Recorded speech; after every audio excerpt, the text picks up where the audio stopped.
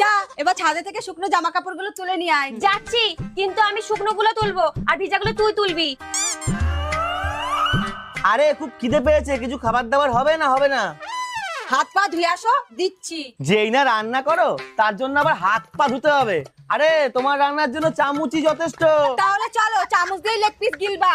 মানে? মানে আর কি, চিকেন রান্না করেছি। কি বলছো? আজকে তো আমার কপালটাই খুলে গেল।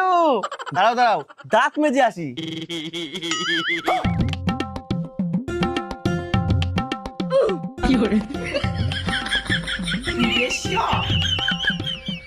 এই নাও ভাত, আর কড়াইয়ের মধ্যে চিকেন আছে, নিয়ে নাও। আমি ছাদে থেকে ভিজা জামা কাপড়গুলো তুলে নিয়ে আসি।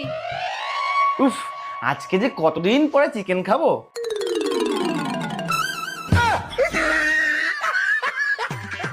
এই দিদি, তুই আজকে জিতে গিয়েও হেরে গেলি।